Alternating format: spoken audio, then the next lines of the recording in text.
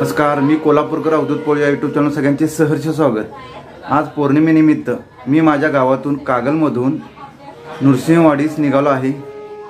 मी, माझी मुलगी, मिसेस आम्ही सहकुटुंब टू व्हीलर गाडीवरून आता नृसिंहवाडीस निघालो आहे। तर चला जाऊया, हा प्रवास कसा वाटतो बघूया आपण आणि श्री गुरुदेव दत्तांचे आपण दर्शन घेऊया। येळगुड दूध इथलं प्रसिद्ध आहे आणि इथं डेअरी सुद्धा आहे, येळगुड डेअरी। त्याच्यानंतर आपण जाणार आहे चांदीसाठी ऑल महाराष्ट्रात प्रसिद्ध असलेल्या हुपरी गावाकडे। इथून 4 किलोमीटर अंतरावर हे गाव आहे। जसं इचलकरंजी गाव फेमस आहे तसंच हे इचलकरंजी बरोबरच हुपरी हे गाव सुद्धा फेमस आहे। जातानाच 3 ते 4 किलोमीटर अंतरावर हा जवार साखर कारखाना लागतो, हुपरीचा प्रसिद्ध असा कारखाना। या आजूबाजूचा परिसर हा ऊसानेच व्यापलेला आहे। कोल्हापूर जिल्हा हा आपला ऊसमय आहे, त्यामुळे इथे प्रचंड प्रमाणात ऊसाची निर्मिती केली जाते आणि भरपूर प्रमाणात साखरेची आयात निर्यात होते। इथूनच पुढे गेल्यानंतर डाव्या साईडला हुपरी हे गाव लागतं आणि आपण आता सरळ चाललेलो आहे रेंदाळकडे। रेंदाळकडूनच आपल्याला आता श्री क्षेत्र नृसिंहवाडीकडे जायचं आहे। रेंदाळ हे गाव सुद्धा पाणवटलेले गाव म्हणून प्रसिद्ध आहे। इथं दिसते बघा उजव्या साईडला 12 महिने या छोट्याशा तळ्याला पाणी असतं, पाझर तलाव म्हणतात यास। आता या रेंदाळ गावामार्गे आपण आता नृसिंहवाडीला जाणार आहे। हा डाव्या साईडला रस्ता जातो, हा इचलकरंजीला जातो आणि आपण सरळ चाललेलो आहे बोरगावकडे। होय, बोरगाव मार्गे आपल्याला नृसिंहवाडीस जायचं आहे आणि हे बोरगावचा फाटा लागलेला आहे। थोडक्यात आपण महाराष्ट्र हद्दीतून कर्नाटक हद्दीमध्ये आलेलो आहे आणि हे बोरगाव हे गाव फार प्रमाणात विकसित झालेलं आहे, कर्नाटकातील गाव। इथूनच आपल्याला आता नृसिंहवाडीकडे जायचं आहे। आता आपण निघालो आहे कुरुंदवाडकडे।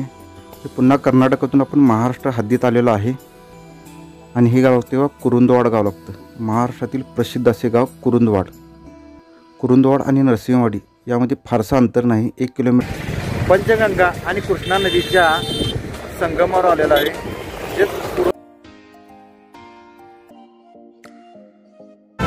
आता प्रत्यक्षात पोहोचलेलो आहे श्री गुरुदेव दत्त यांच्या पावनभूमीत श्री नृसिंहवाडीमध्ये आता पोहोचलेलो आहे।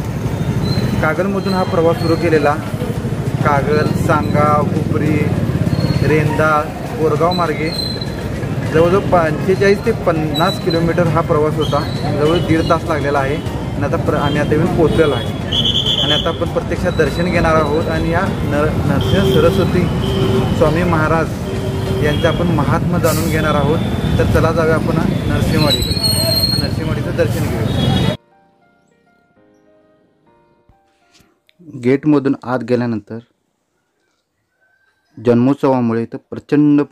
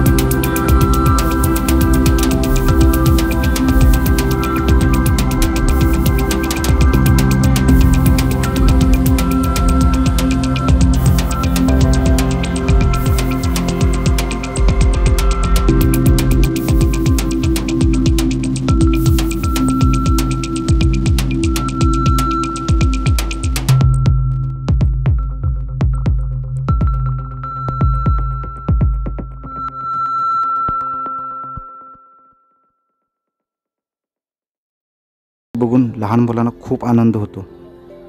आणि असे क्षेत्र जे कोल्हापूरमध्ये आहे आणि जिथे साक्षात श्री गुरुदेव दत्त अवतरले होते ते ठिकाण आपल्या कोल्हापूर जिल्ह्यामध्ये आहे, हे पाहून भारावून जातं.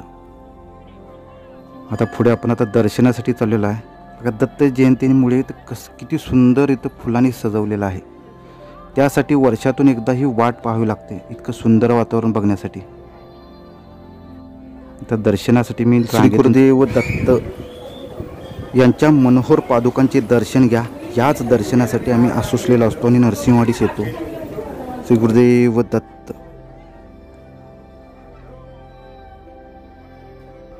दत्तांचे दर्शन घेतल्यानंतर आता प्रदक्षिणा मार्ग पूर्ण करत आहे. पहाटे 3 वाजल्यापासून रात्री 10 वाजेपर्यंत येथे दत्त भक्तांसाठी जागर सुरू असतो.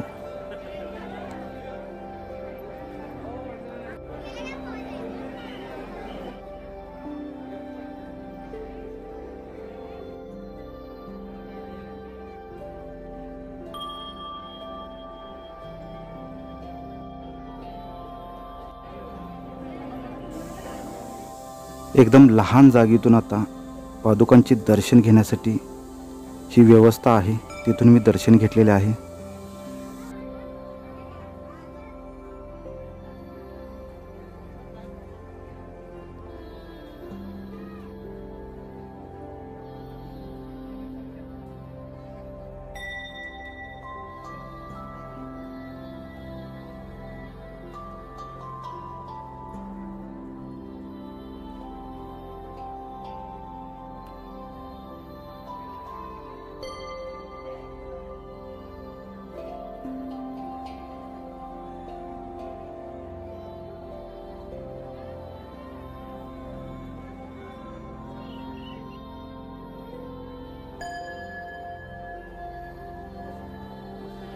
दत्त जयंतीमुळे किती सुंदर सजवलेलं आहे बघा.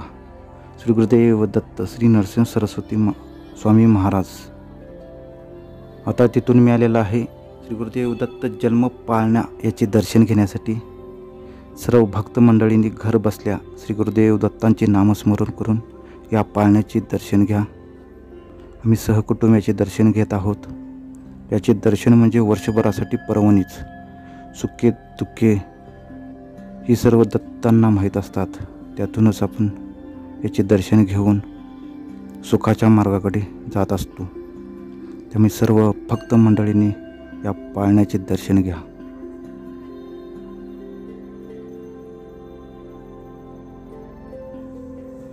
इथून पुढे आल्यानंतर वेगवेगळ्या प्रकारच्या पूजा करण्यासाठी ही जागा आहे. सर्व पुजारी मंडळी भक्त मंडळी येथे येतात. वेगवेगळ्या प्रकारच्या पूजा, होम हवन ह्या सर्व गोष्टी येथे केल्या जातात.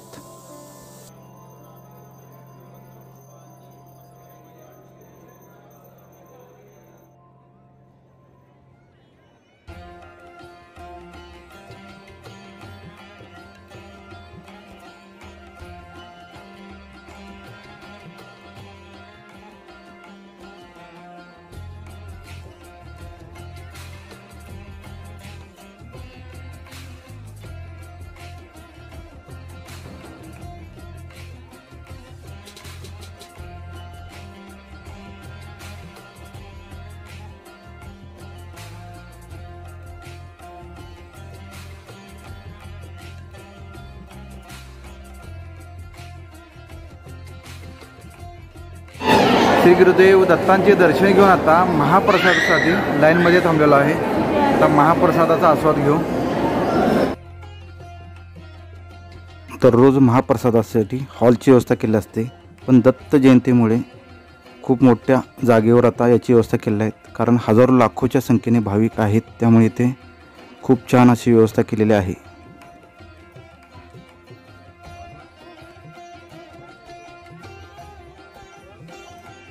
श्री गुरुदेव दत्तांचे दर्शन पूर्ण घेऊन